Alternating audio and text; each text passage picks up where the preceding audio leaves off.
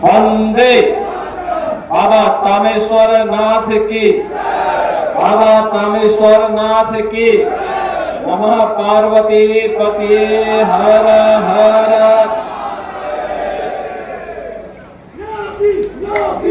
संत कबीर नगर के विभिन्न परियोजनाओं के आज लोकार्पण और शिलान्यास कार्यक्रम में मंच पर उपस्थित संत कबीर नगर जनपद की प्रभारी मंत्री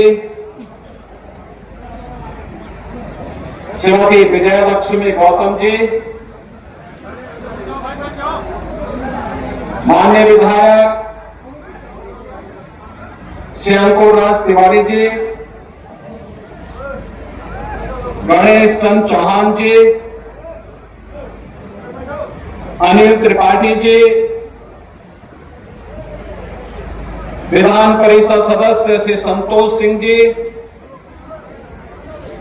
जिला पंचायत अध्यक्ष श्री बलराम यादव जी,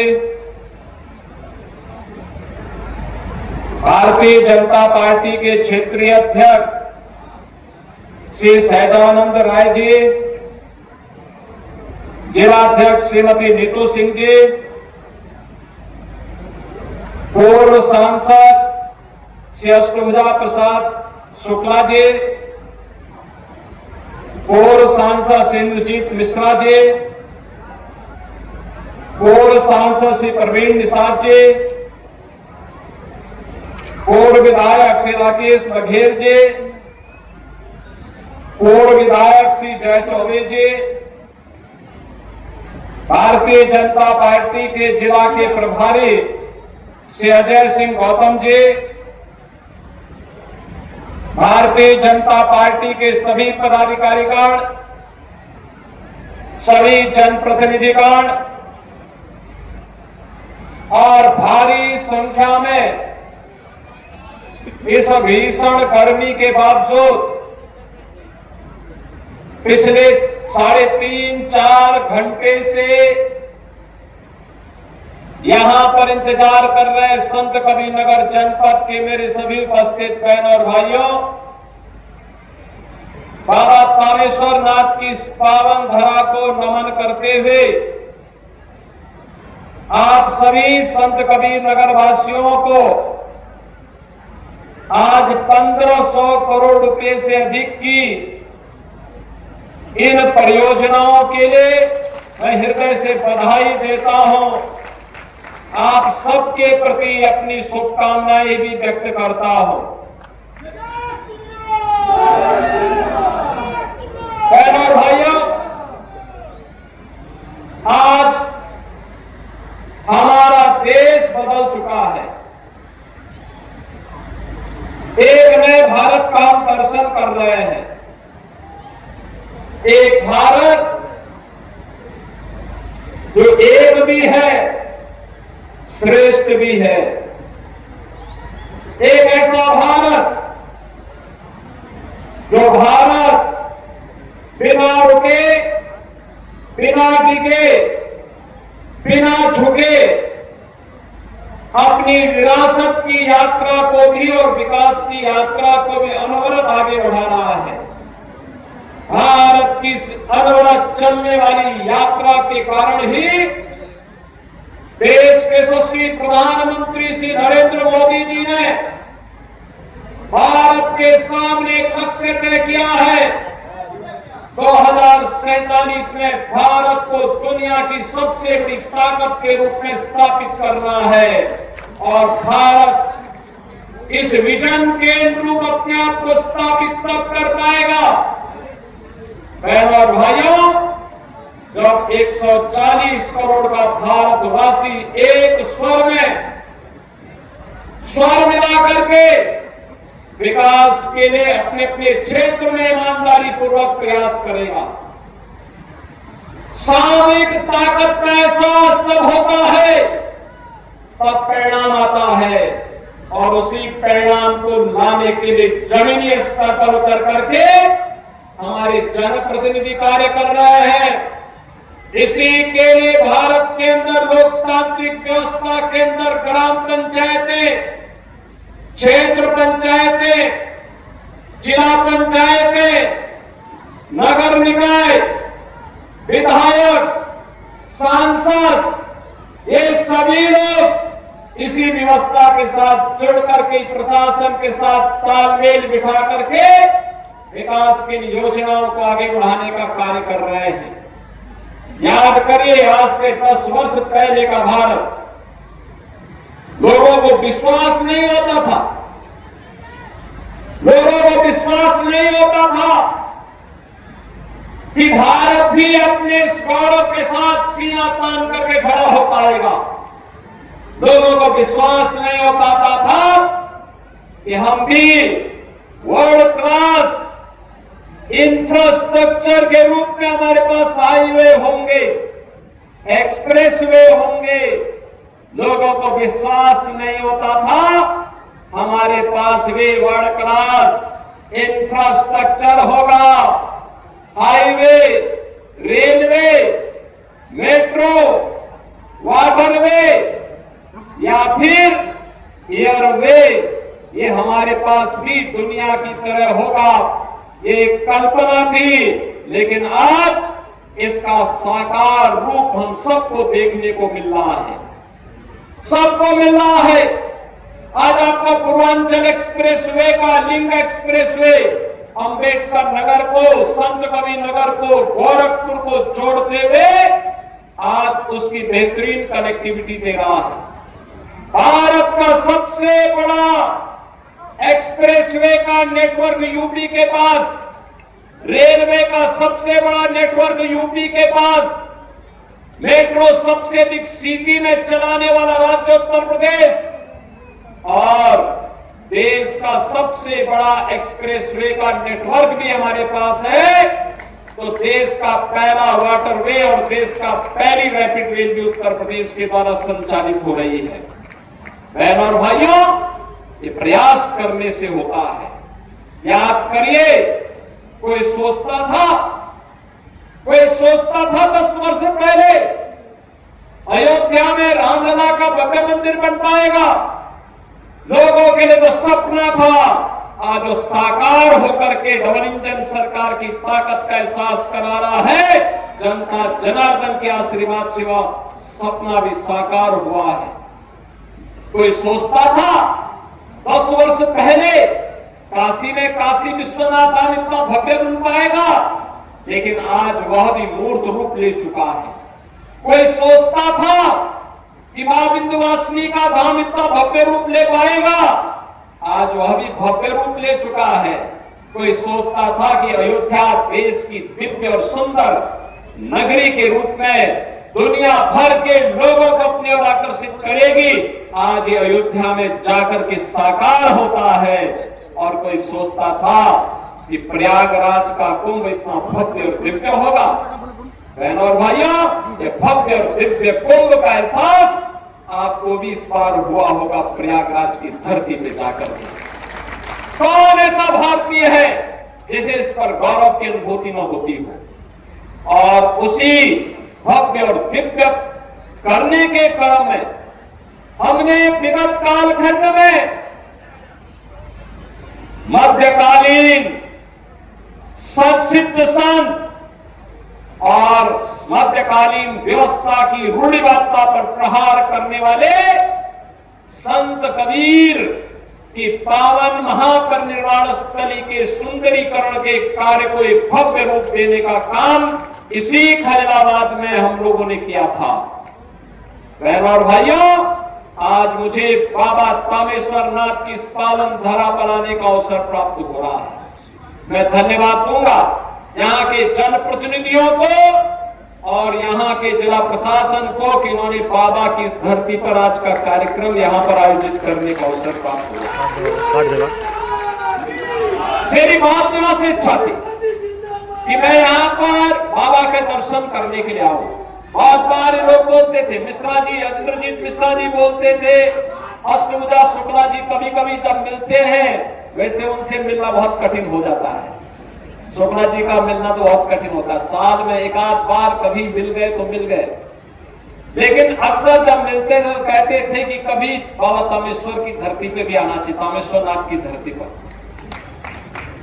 लेकिन आज मेरा सौभाग्य है कि मुझे यहाँ बाबा का दर्शन करने का सौभाग्य भी प्राप्त हो रहा है, और साथ साथ बाबा का दर्शन करने ही नहीं, संत कबीर नगर जनपद को 1500 करोड़ रुपए की परियोजनाओं का सौगात देने का भी अवसर प्राप्त हुआ। बहनों और भाइयों, ये 1500 करोड़ जीवन के सर्वांगीण विकास की आधारशिला रखने वाले हैं। इसमें पर्यटन विकास के भी हैं, सड़क के भी हैं, पेयजल के भी हैं, नगर निकायों के भवन के निर्माण के भी हैं, स्वास्थ्य के भी हैं, शिक्षा के भी हैं, स्पोर्ट्स के भी हैं, विकास से जुड़े हुए जीवन के विभिन्न आयामों को समेट करके ये 1500 करोड़ रुपए या तो यहां खर्च हो चुके हैं या खर्च होने वाले हैं, और इन्हीं कार्यक्रमों के साथ आज मुझे जुड़ने का अवसर संत कबीर नगर जनपद के अंदर प्राप्त हो रहा है। मुझे देखते हुए प्रसन्नता होती है। जब मैं आज बाबा के धाम पे आया हूं, मैंने यहाँ के जनप्रतिनिधियों से भी और प्रशासन से भी कहा है कि बाबा तामेश्वर नाथ धाम को भी एक अच्छे कॉरिडोर के साथ जोड़ने की आवश्यकता है। उजाड़ना नहीं किसी को, लेकिन व्यवस्थित पुनर्वास होना, व्यवस्थित पुनर्वास होना। आज आप देखते होंगे अयोध्या 2017 के पहले कैसी थी, आज जो भी आता है वो अभिभूत होता है, खुश होता है। काशी 2014 के पहले कैसी थी, काशी विश्वनाथ धाम में 50 श्रद्धालु एक साथ नहीं जा सकते थे, आज 50,000 श्रद्धालु एक साथ जा सकता है। मां विंध्यवासिनी धाम में 10 श्रद्धालु एक साथ मंदिर में नहीं जा सकते थे, आज वहां पर 10,000 श्रद्धालु एक साथ माई के दर्शन करने के लिए मां विंध्यवासिनी धाम में जा सकता है। आप अनुमान करिए, प्रयागराज में भव्य और दिव्य कुंभ हुआ, अगर ये कुंभ 2017 के पहले लगा होता क्या हाल होते। और इस बार 66 करोड़ से अधिक श्रद्धालु आया और सुरक्षित मां गंगा और भगवान प्रयागराज का संगम का आशीर्वाद लेकर के अपने घर में वापस आया। बहनों और भाइयों, ये व्यवस्था का अंतर होता है। जो लाखों श्रद्धालु बाबा का दर्शन करने के लिए यहां पर आते हैं, उनको सुविधा मिले, सुरक्षा का माहौल मिले, ये सबकी जिम्मेदारी बनती है। यहाँ के गोसाइयों की भी बनती है, प्रशासन की भी बनती है, और शासन की भी जिम्मेदारी बनती है उनको सुरक्षित और अच्छा माहौल मिले। और उस प्रकार के माहौल को देने के लिए मैंने कहा है, गोसाइयों से बात करो, ग्राम पंचायत वासियों से बात करो, अच्छा कॉरिडोर का निर्माण हो, बाबा के भव्य मंदिर का निर्माण हो, और भव्य स्वरूप बाबा तामेश्वर नाथ का मिले, जिससे इस जनपद को एक पहचान मिले, सनातन धर्म को एक पहचान मिले। बाबा का आशीर्वाद लगातार संत कबीर नगर वासी जनपद वासियों के ऊपर बरसता हुआ दिखाई दे, इस प्रकार का माहौल यहाँ पर देखना चाहिए। और बहनों और भाइयों, आज मुझे लगता है कि बाबा ने जानबूझ करके कार्यक्रम यहाँ पर खींच करके कार्यक्रम यहाँ पर करवा दिया। बहनों और भाइयों, एक कार्यक्रम शीघ्र यहाँ का एक कार्य योजना बन करके मेरे पास आएगी, हम उसको स्वीकृति देंगे, विकास का कार्य होगा, एक एक गोसाई और एक एक दुकान को व्यवस्थित पुनर्वास भी करेंगे, किसी को उजाड़ेंगे नहीं, लेकिन उसको पुनर्वास जरूर करके कहीं न कहीं वहां पर अगल बगल उसके रोजगार पर भी असर न पड़े, उसके आजीविका पर असर भी न पड़े, और श्रद्धालु आने वाले श्रद्धालुओं को सुरक्षित माहौल में दर्शन करने का अवसर भी प्राप्त हो। इस प्रकार का कार्यक्रम हम लोग बाबा तामेश्वर नाथ की इस पावन धरा पर करने की व्यवस्था करेंगे। बहनों और भाइयों, याद रखना, विरासत और विकास के जिस अद्भुत कार्यक्रम को लेकर के प्रधानमंत्री मोदी जी चले, आज भारत को वैश्विक स्तर पर एक नई पहचान दिला रहा है। ये नया भारत है। ये नया भारत दुनिया के अंदर, पूरी दुनिया के अंदर अपनी ताकत का एहसास करा रहा है और उसी ताकत का एहसास कराने का परिणाम है आपने गत 11 वर्ष के अंदर बदलते हुए भारत को देखा है। बिना भेदभाव के सबका साथ और सबके विकास के भावना के साथ सबके लिए आवास की सुविधा, 4 करोड़ गरीबों के लिए प्रधानमंत्री आवास की सुविधा प्राप्त हो जाना,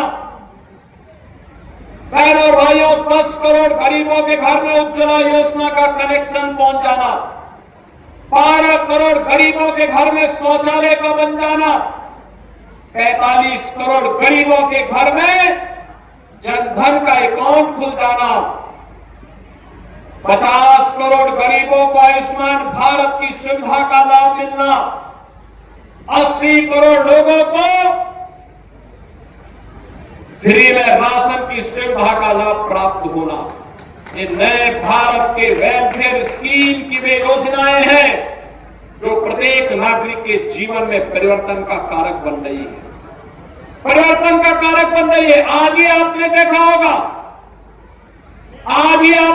होगा प्रातःकालीन सत्र में हम लोगों ने बेसिक शिक्षा परिषद के अंदर 1.5 करोड़ छात्रों को 1200 रुपए प्रति छात्र के हिसाब से डीबीटी के माध्यम से पैसा उनके अभिभावक के अकाउंट में भेजा है और उन छात्रों के उज्जवल भविष्य के लिए वे फ्री में अभिभावक अपने बच्चों के लिए यूनिफॉर्म बना सके, जूते मोजे का क्रय कर सके, बैग ले सके, स्टेशनरी ले सके और स्कूल बच्चों को भेज सके।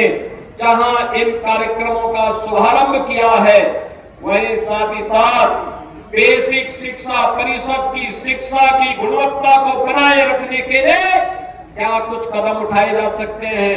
आज प्रातःकालीन सत्र में पूरे प्रदेश भर के हर विकास खंड को जोड़ने का एक कार्यक्रम हम लोगों ने बनाया था। सभी 826 विकास खंडों में कार्यक्रम आयोजित हुए।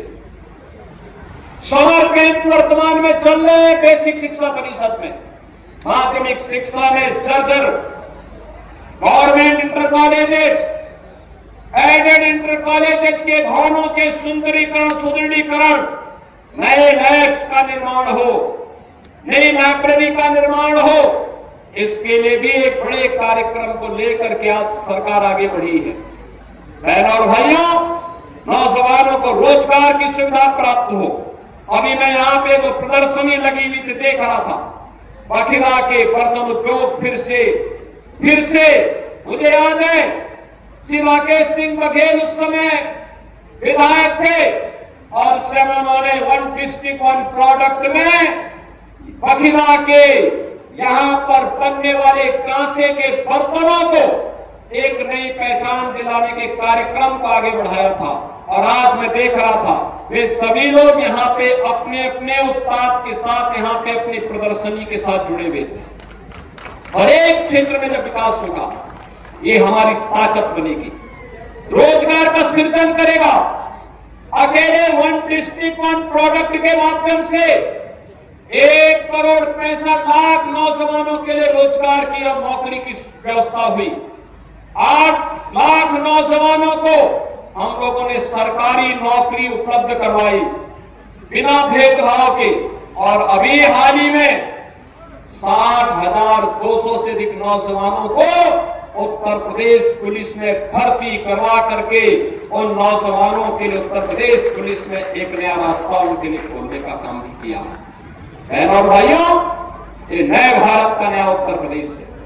और नया उत्तर प्रदेश, जो उत्तर प्रदेश बिना किसी बाधा के अपने नागरिकों को सुरक्षा भी दे रहा है, अपने नागरिकों को समृद्धि का द्वार भी खोल रहा है, बिना भेदभाव के विकास के कार्यों को हर एक जनपद में सभी 75 जनपदों में पहुंचाने का काम कर रहा है। और 75 जनपदों में पहुंचाने के इस अभियान के क्रम में आज हमें यहाँ पे संत कबीरनगर जनपद में बाबा तामेश्वर नाथ की इस पावन धरा पे आने का अवसर प्राप्त हो रहा है। मैं आज के इस अवसर पर संत कबीरनगर जनपद वासियों को इस बात के लिए आश्वस्त करता हूं, बहनों और भाइयों, ये डबल इंजन की सरकार आपके साथ में है। आपकी समस्या का समाधान करने के लिए, आपके स्वावलंबन के लिए, आपको हर प्रकार के समृद्धि के मार्ग पर आगे बढ़ाने के लिए तत्पर है। जीरो पॉवर्टी का कार्यक्रम हमारा प्रारंभ होने वाला है। हर ग्राम पंचायत में जहां कहीं कोई गरीब होगा, वंचित होगा, अब तक सुविधाओं का लाभ नहीं प्राप्त किया है, उसको एक साथ सिचुएशन के लक्ष्य तक पहुंचाने के लिए, संतृप्तिकरण के लक्ष्य तक पहुंचाने के लिए सरकार पूरी प्रतिबद्धता के साथ आगे बढ़ने के लिए कार्य कर रही है। और उसी क्रम में आज हम यहां पर आए हैं। मुझे पूरा विश्वास है कि 1500 करोड़ रुपए की परियोजनाएं जनपद संत कबीरनगर के विकास को तो आगे बढ़ाएगी ही, बाबा तामेश्वर नाथ धाम के सुंदरीकरण की परियोजना जब क्रियान्वित होगी तो संत कबीरनगर को एक नई पहचान दिलाने का काम भी करेगी।